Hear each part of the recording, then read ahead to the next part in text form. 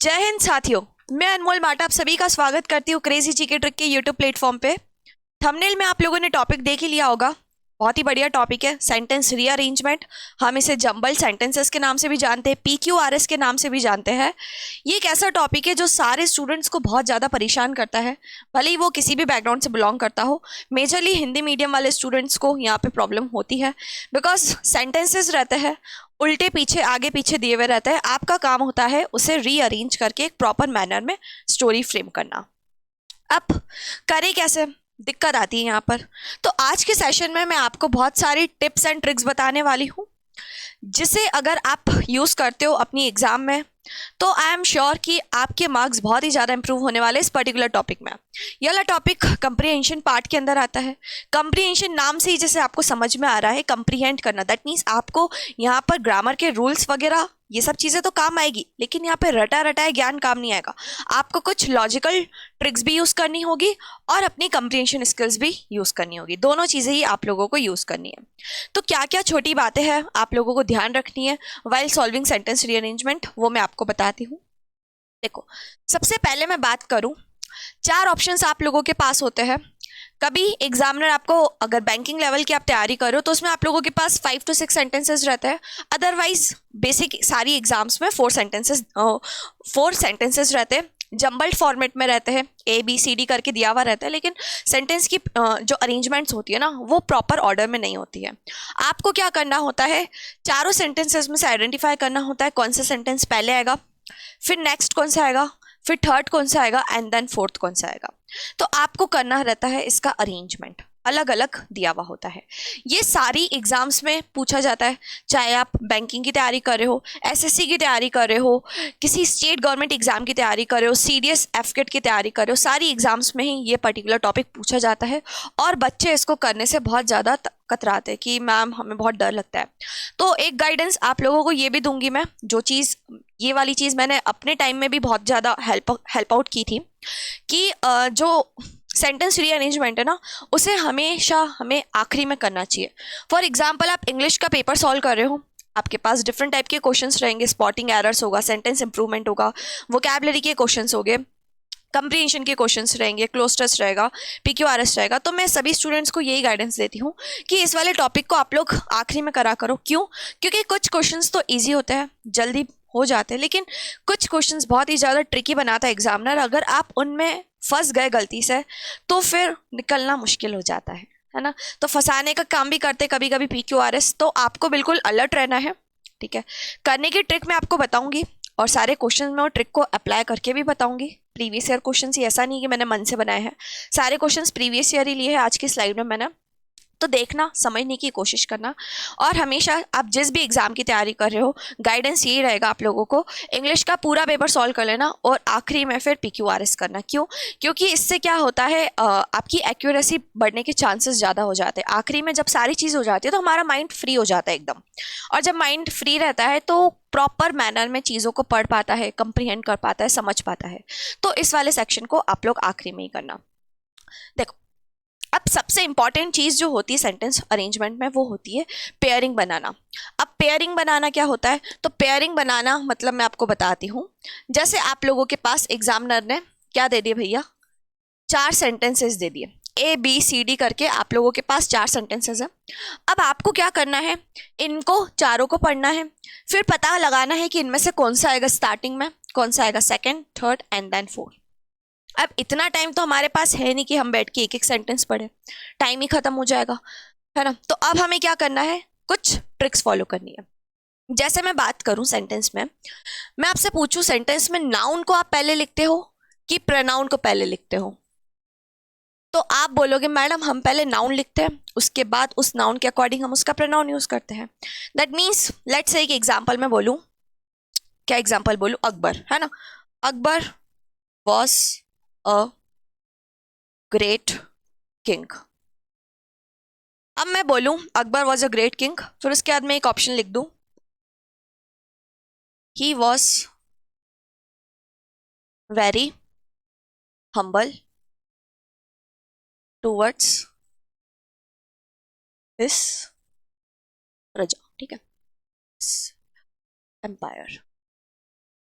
अब यहाँ पे मैंने एक सेंटेंस लिखा है, Akbar was a great king, he was very humble towards his empire. That means sentence में आपको पहचानना है नाउन कहाँ है। आपने बोला मैडम अकबर नाउन है, इस नाउन के लिए हमने क्या यूज किया है, प्रोनाउन ही। दैट मीन्स आपका सेंटेंस में पहले इंट्रोड्यूस होगा नाउन और फिर उसके बाद क्या होगा, उसका प्रोनाउन।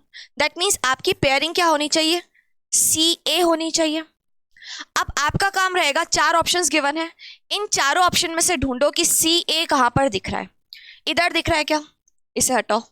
इधर दिख रहा है, यस तो इसको रखो। इधर दिख रहा है क्या, सी ए, नहीं। इधर दिख रहा है, ठीक है। दैट मीन्स अब आपके पास 2 ऑप्शंस ही बच रहे हैं, बाकी 2 होगा एलिमिनेट। अब इन 2 ऑप्शंस में से आपको करेक्ट फाइंड आउट करने के लिए कुछ एक और पेयरिंग ढूंढनी होगी, फिर आप क्या करोगे, सही आंसर पे पहुंच जाओगे। तो पूरा काम जो आपका सेंटेंस अरेंजमेंट में होता है वो होता है पेयरिंग ढूंढना। कैसे भी करके आप पेयरिंग ढूंढो। यहाँ पे तो जैसे 2 जगह पे पेयरिंग मिल गई, कभी कभी एग्जाम में मोस्ट ऑफ द टाइम ऐसा होता है कि आपको सिर्फ एक ही जगह पे पेयरिंग दिखेगी, वही आपका करेक्ट आंसर हो जाएगा, उसको मार्क करके आगे बढ़ जाना है। दूसरे ऑप्शंस आपको देखना ही नहीं है, टाइम वेस्ट करना ही नहीं है अपना, ठीक है। क्यों नहीं टाइम वेस्ट करना है, क्योंकि आगे कुछ क्वेश्चंस ऐसे आएंगे जो फंसाने वाले होंगे, तो आपको अपना ये वाला टाइम बचा के उन क्वेश्चंस पे डिवोट करना है। आ रही है सभी को बात समझ में इतनी। अब दूसरी चीज मैं आपको बताती हूँ, उससे पहले इसे इरेज कर दिया जाए जरा। दूसरी चीज अब आपको क्या ध्यान रखनी है, इन पेयर्सिंग को बनाने के लिए आपके पास कुछ एलिमेंट्स होते हैं जिन चीजों का आपको ध्यान रखना है। पहला एलिमेंट तो मैंने आपको बताया क्या, कि सेंटेंस में पहले होगा नाउन, उसके बाद उसका आप लोग क्या यूज करते हो, प्रोनाउन यूज करते हो। ये फर्स्ट थिंग आपको पता होनी चाहिए। सेकेंड चीज आप लोगों को पता होना चाहिए, अगर मैं सेंटेंस का स्ट्रक्चर की बात करूं, एक जनरल सेंटेंस के स्ट्रक्चर की बात करूं, तो स्ट्रक्चर में सबसे पहले सेंटेंस में आता है आपका सब्जेक्ट, फिर आता है आपका वर्ब एंड देन आता है आपका ऑब्जेक्ट। दैट मीन्स आपका काम रहेगा चारों सेंटेंस में से सबसे पहले आइडेंटिफाई करना है सब्जेक्ट। जिस भी सेंटेंस में आपको लगेगा हाँ ये सब्जेक्ट हमारा हो सकता है, उस सेंटेंस को सबसे पहले रख दो और ऑप्शंस में चेक कर लो कि कहाँ पर वो ऑप्शन सेट हो रहा है। ये हो गए पेयरिंग के लिए। तीसरी चीज आपको क्या ध्यान रखनी है, जो एग्जाम में बहुत ज्यादा हेल्प आउट करती है, वो है रिलेटिव प्रोनाउन। क्या है भैया, रिलेटिव प्रोनाउन। अब रिलेटिव प्रोनाउन क्या होता है, आई होप आप लोगों को ग्रामर का थोड़ा बहुत नॉलेज तो होगा ही। आपको पता है हु, विच, दैट, इन्हें हम क्या कहते हैं, रिलेटिव प्रोनाउन कहते हैं। अब आपको पता होना चाहिए रिलेटिव प्रोनाउन आप किसके लिए यूज करते हो, बट ऑब्वियस है आगे आने वाले नाउन के लिए। दैट मीन्स पहले आपका रिलेटिव प्रोनाउन यूज होगा हु, उसके ये हु प्रोनाउन किसके लिए यूज हुआ होगा, अगर आगे कोई ना कोई सब्जेक्टिव केस दिया हुआ होगा, तो ये वाली चीज आपको इस तरीके से हेल्प आउट करती है। चौथी एंड मोस्ट इंपॉर्टेंट थिंग जहां से मैक्सिमम क्वेश्चंस आपके बनते हैं, वो है आर्टिकल्स। क्या है डियर स्टूडेंट्स, आर्टिकल्स। आर्टिकल्स का नॉलेज ये कहता है कि आपको पता होना चाहिए 2 आर्टिकल्स होते हैं, एक होता है इनडेफिनेट और दूसरा होता है डेफिनेट।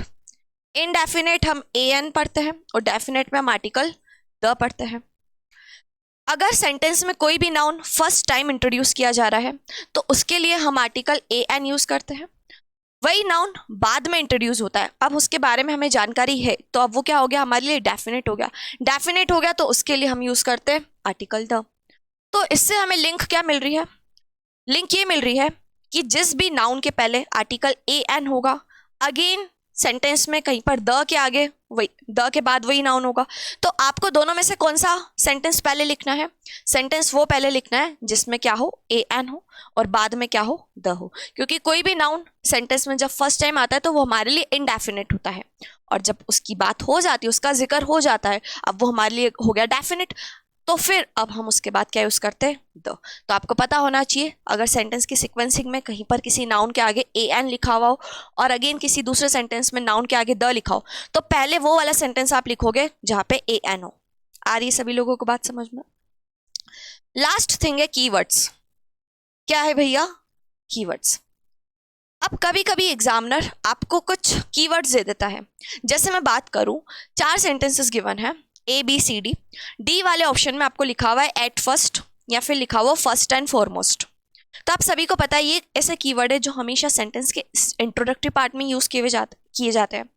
तो आपको क्या करना है, उस वाले सेंटेंस को उठा के पेयरिंग में सबसे पहले रख देना है और ऑप्शन में से चेक कर लेना है। तो ये तो बात हो गए, ये वर्ड्स हो गए इंट्रोडक्शन के लिए। अब ऐसे ही कंक्लूजन के लिए कुछ वर्ड्स होते हैं। कंक्लूजन के लिए बात करूं तो हम यूज करते हैं 10, और क्या यूज करते हैं हम यूज करते देयरफॉर, और हम यूज करते सिंस, हाउएवर। तो आपको याद रखना है ये सारे वर्ड्स अगर कहीं पे यूज हो रहे हैं, इन द एंड, कभी कभी ऐसा भी लिखा हुआ जाता है डायरेक्टली, इन द एंड, तो ये सारे वर्ड्स आपको कहीं भी दिख रहे हैं, दैट मीन्स ये आपके कंक्लूडिंग वाले वर्ड्स है। अगर कहीं कंक्लूडिंग वाले वर्ड्स आ रहे हैं तो वो वाला ऑप्शन हमेशा कहाँ पे होना चाहिए, ऑप्शन के आखिरी में होना चाहिए, ठीक है। तो ये 5 ट्रिक्स आपको मैंने बताई है।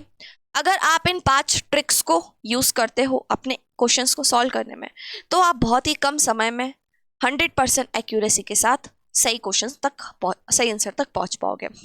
अब इन्हीं चीज़ों को मैं आपको क्वेश्चंस में अप्लाई करके बताती हूँ। ये जितने भी क्वेश्चन है एसएससी सीजीएल टीयर 1 एग्जाम के और टीयर 2 मिक्स क्वेश्चन से 2020 एग्जाम के हैं। देखना हम लोग कैसे इन चीज़ों को यूज करते हैं अपने क्वेश्चंस को सॉल्व करने में। जैसे ही क्वेश्चन आपके सामने है, वीडियो को पॉज करना, पहले खुद से आंसर लगाने की कोशिश करना एंड देन उसके बाद एक्सप्लेनेशन पार्ट देखना, और बताना मुझे कमेंट में जरूर कि आपको करने में कितना टाइम लगा था और जब मैंने बताया तो कितना टाइम, ठीक है। चलो, क्वेश्चन नंबर 1 आप लोगों के सामने है। 4 ऑप्शंस आप लोगों के पास गिवन है, ठीक है। अब इधर लिखा हुआ है स्टार्टिंग में ही। क्या कभी भी सेंटेंस में प्रोनाउन पहले आता है? बिल्कुल भी नहीं। पहले उसका नाउन आएगा, उसके बाद उसका प्रोनाउन आता है। दैट मीन्स ए हमारा स्टार्टिंग नहीं हो सकता। बट तो यूज किया जाता है किसी बात को कॉन्ट्रडिक्ट करने के लिए। अभी हमको तो सेंटेंस में सब्जेक्ट चाहिए ना बाबा, पहले हमारे पास सब्जेक्ट होगा, नाउन होगा, तभी तो हम उसको आगे कॉन्ट्रडिक्ट करेंगे ना। दैट मीन्स बी भी नहीं होगा। It is because he ate, अब अगेन प्रोनाउन आ गया है। क्या प्रोनाउन से सेंटेंस की स्टार्टिंग होगी? बिल्कुल भी नहीं, ऑप्शन सी भी गया। अब डी, संजय, नाउन है, नाउन से इंट्रोडक्शन होता है किसी का भी, नाउन को हम सब्जेक्ट की तरह यूज करते हैं। दैट मीन्स हमारा डी जहां पर होगा वही सही ऑप्शन होगा, डी से starting. Sanjay is my best friend. अब संजय क्या है आपको पता है, मैस्कुलाइन जेंडर है। मैस्कुलाइन जेंडर के लिए हम प्रोनाउन भी क्या यूज करते हैं, मैस्कुलाइन का ही। दैट मीन्स ये पहले यूज हुआ इसका नाउन और इसके बाद इसका यूज होगा प्रोनाउन ही। दैट मीन्स जहां पर भी डी ए का पेयर होगा वो आपका करेक्ट आंसर होगा। हमने देखा ऑप्शन सी में डी ए का पेयर है, यहाँ पे डी सी है, तो करेक्ट आंसर हमारा हो जाएगा ऑप्शन सी, बी हो जाएगा इनकरेक्ट। आ रही है सभी को बात समझ में? हमको चारों सेंटेंसेस पूरे नहीं पढ़ने हैं, हमको सिर्फ उनके स्टार्टिंग पार्ट देखने हैं, पहचानना है नाउन क्या है, नाउन के बाद उसका प्रोनाउन यूज करना है। आई होप आप लोगों ने क्वेश्चन नंबर 1 करेक्ट मार्क किया होगा। नेक्स्ट क्वेश्चन देख लेते हैं।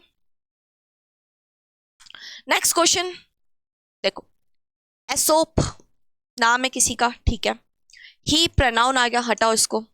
There were many, although, although हम कभी भी सेंटेंस के स्टार्टिंग में नहीं रखते। अगेन क्यों? क्योंकि ऑल्दो भी किस लिए यूज किया जाता है, किसी बात को कॉन्ट्रडिक्ट करने के लिए यूज किया जाता है ना, तो ऑल्दो भी यूज नहीं होगा। पी और डी वाले ऑप्शन तो हटा ही दो। दैट मीन्स जो हमारा सेंटेंस सी है उससे हम स्टार्ट करेंगे। There were many talented people in ancient Greece.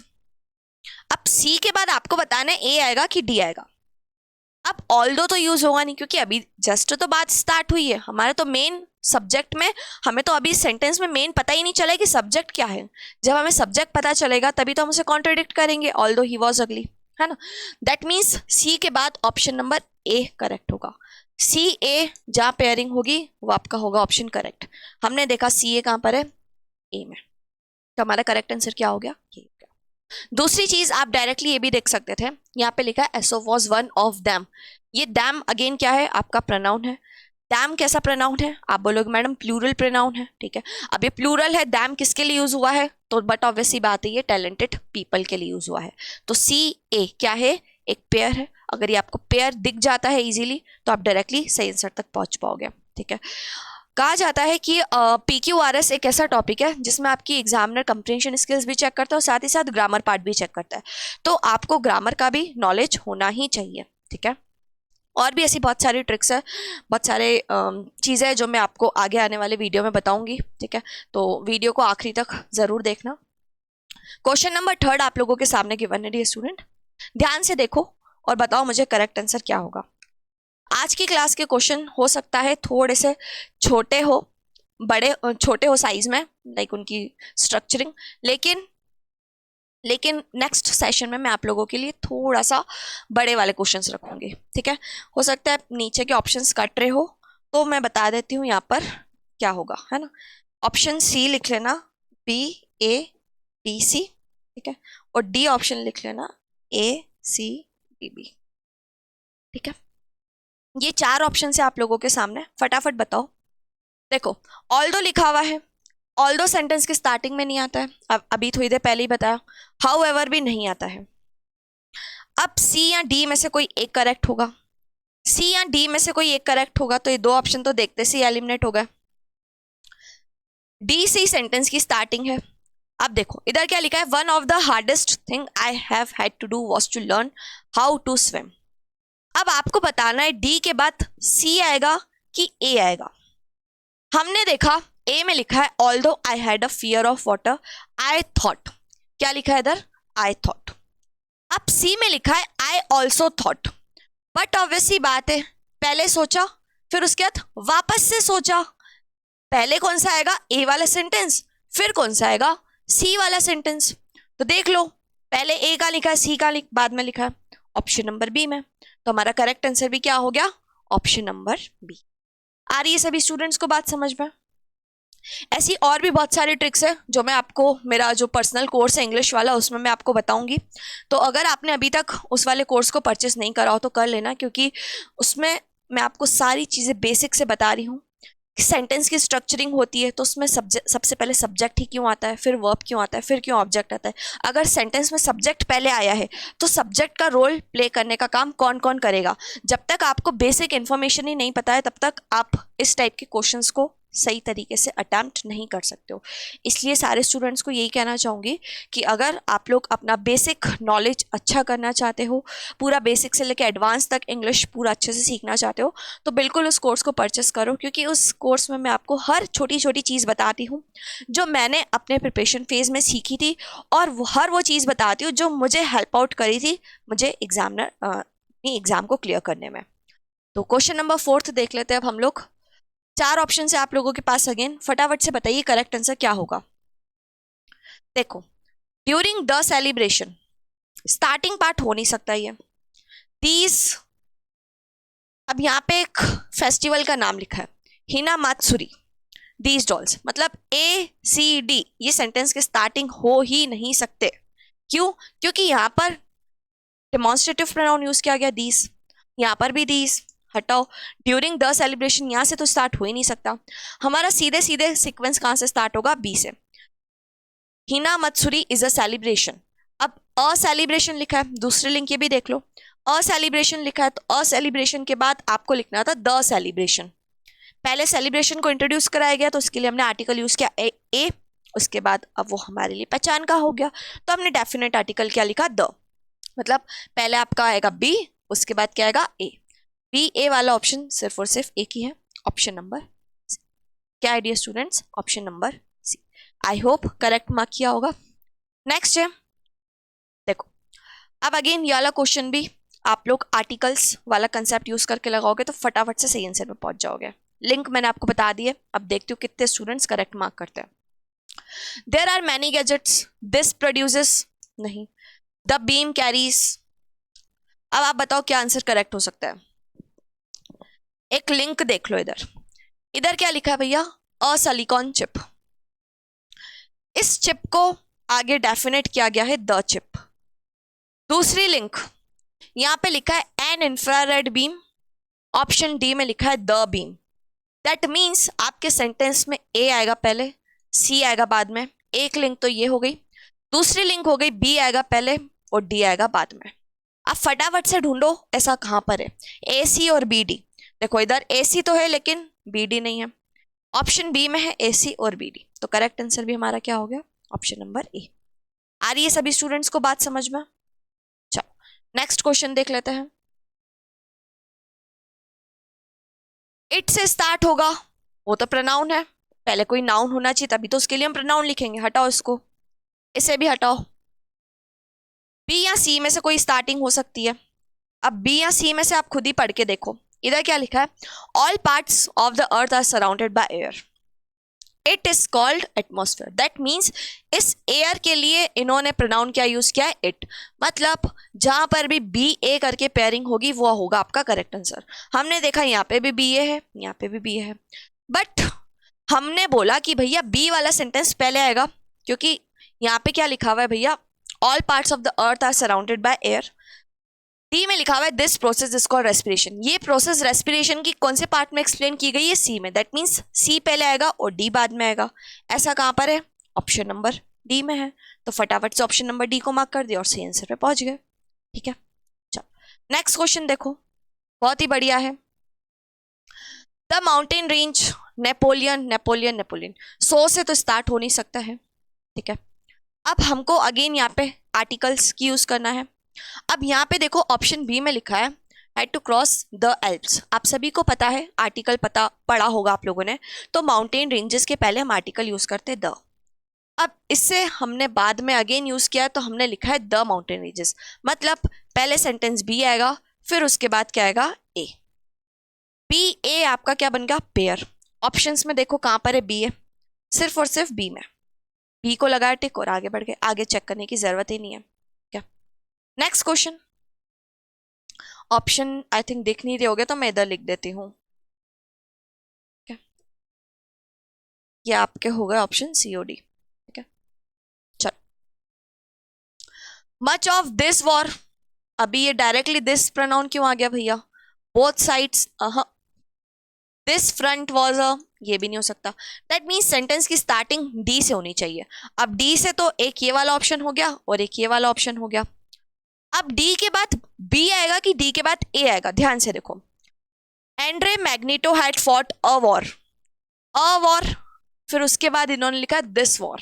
That means D के बाद ए की पेयरिंग क्या है, करेक्ट है। डी के बाद ए की पेयरिंग किसमें, ऑप्शन बी में है। करेक्ट आंसर क्या होगा, option number B. I hope dear students आपको यहां तक समझ में आ रहा होगा। ठीक है, नेक्स्ट क्वेश्चन आप लोगों के सामने, फटाफट से कोशिश करो सही आंसर लगाने की। बहुत ही बढ़िया और बहुत ही इजी क्वेश्चन है।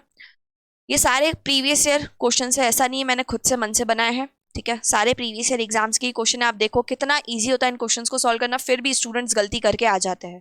ठीक है, तो आपको गलती नहीं करनी है इस टाइप के क्वेश्चंस में, और डरना तो बिल्कुल भी नहीं है। ठीक है, आप जब बैच ज्वाइन करोगे तो इसके अलावा भी मैं आपको बहुत सारी चीज़ें बताऊंगी, जो हो सकता है सेशन में मैं नहीं बता पाऊँ क्योंकि टाइम की कमी रहती है हमारे पास, है ना। देखो दीज लॉटरीज, दीज से तो स्टार्टिंग होगी नहीं, हटाओ। Lord by this, crore of rupees. ठीक है, सेंटेंस में की स्टार्टिंग में सी हो सकता है या तो फिर डी हो सकता है। ठीक है, अब हमने देखा सी और डी में से डी जो है वो ओपनिंग सेंटेंस है। क्यों, क्योंकि इधर लॉटरीज को इंट्रोड्यूस किया गया है। पीपल क्या खरीदते हैं, लॉटरीज खरीदते हैं ताकि उनको लगे कि वो क्या बन जाए, रातों रात अमीर बन जाए। अब इस लॉटरीज के लिए यहाँ पे लिखा हुआ है दीज लॉटरीज, क्या यूज किया गया इसके लिए, pronoun these lotteries. That means D के बाद क्या आएगा, ए। क्या आएगा भैया, डी के बाद ए। डी के बाद ए, ऑप्शन नंबर किस में है, डी में है। आपको आगे देखना ही नहीं है, सिर्फ ऑप्शन नंबर डी दिखा और आपको करेक्ट मार्क करके आगे बढ़ जाना है। आ रही है सभी को बात समझ में। नेक्स्ट देख लेते हैं, this is the last question. बहुत ही बढ़िया क्वेश्चन है, अगेन बहुत ही आसान। अगर आपने जो मैंने ट्रिक्स बताई उसको यूज करी तो सही आंसर पे बहुत ही कम समय में पहुंच जाओगे। दीज होगा नहीं, सेंटेंस की स्टार्टिंग में प्रोनाउन है। वंस जनरेटेड दे, अब हमको पता ही नहीं भैया दे किस लिए लिखा गया है, ये तो बट ऑब्वियसली प्लूरल नाउन के लिए लिखा है, बट नाउन को इंट्रोड्यूस तो करो भैया, तभी तो हम प्रोनाउन दे यूज करेंगे। ओके, इधर लिखा है अ सुनामी, दैट मीन्स अब हमारा इंट्रोडक्शन हो गया नाउन का। सेंटेंस की स्टार्टिंग किससे होगी डियर स्टूडेंट्स, सी से। दो ऑप्शन है हमारे पास। अब अ tsunami is made up of a series of very long waves. अब सी के बाद बी आएगा कि ए आएगा, देखो इधर लिखा these are generated, once generated they travel. अब बट ऑब्वियसली बात है, पहले जनरेट किया जाएगा उसके बाद बात होगी वंस जनरेटेड। दैट मीन्स सी के बाद ए आएगा। और दूसरी चीज इस लॉन्ग वेव्स के लिए यहाँ पे लिखा हुआ है दीज, क्या लिखा हुआ है भैया, दीज। दैट मीन्स सी के बाद ए जो होगा वो आपका करेक्ट होगा। सी के बाद ए, ऑप्शन नंबर सी में है, तो करेक्ट आंसर क्या हो गया, यही हो गया। ठीक है, चलो तो सेशन यहीं पे वाइंड अप कर रहे हैं। आई होप आप लोगों को सारे क्वेश्चंस अच्छे से समझ में आए होंगे। मुझे बताना जरूर सारे स्टूडेंट्स कि आप लोगों ने से 10 में से कितने क्वेश्चंस करेक्ट मार्क करे। ठीक है, ये जो ट्रिक्स मैंने आपको बताई है इसे जरूर यूज करना अपनी एग्जाम में। ठीक है, कोर्स की डिटेल्स आपको बता देते हैं। ये जो कोर्स है लाइव है, ठीक है, अभी भी इसमें एनरोलमेंट चालू है। अगर आप अपना एडमिशन कराना चाहते हो, पूरा बेसिक से पढ़ना चाहते हो इंग्लिश, तो इस कोर्स को आप परचेस कर सकते हो। इसमें आपके 1-to-1 सेशन रहता है, डेली डाउट सेशन भी रहता है। अगर आप कुछ भी डाउट किसी भी क्वेश्चन में फंसते हो तो आप मुझसे ड्यूरिंग द सेशन पूछ सकते हो। इस सेशन में आपको क्लास नोट्स प्रोवाइड करवाए जाते हैं, मॉक टेस्ट दिया जाता है, प्लस सबसे बढ़िया चीज़, आपको लेटेस्ट पेपर पे बेस्ड क्वेश्चंस दिए जाते हैं। इस कोर्स की जो वैलिडिटी डे स्टूडेंट्स 1 साल की है। अगर परचेस करना चाहते हो इस कोर्स को तो एक कोड बता देती हूँ, उस कोड को अगर आप लगा दोगे तो आपको बहुत ही बढ़िया बेनिफिट मिलने वाला है, मिल जाएगा। उस कोड का नाम है AMCGT। रूट एप्लीकेशन डाउनलोड कर लेना। रूट एप्लीकेशन डाउनलोड करने के बाद AMCGT कोड लगा दोगे तो आपको डायरेक्टली 20% का ऑफ मिल जाएगा। बहुत ही कम प्राइस है इस कोर्स की, तो फटाफट से परचेस करो।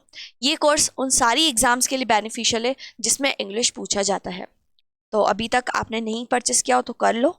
And at the end SSC target batch हमारा क्रेजी जीके ट्रिक पर अवेलेबल है। अगेन रूट एप्लीकेशन पे ही आपको मिल जाएगा। सेम कूपन कोड आप लगाओगे तो इस बैच की प्राइस बहुत ही आपको कम प्राइस में मिल जाएगी, ठीक है।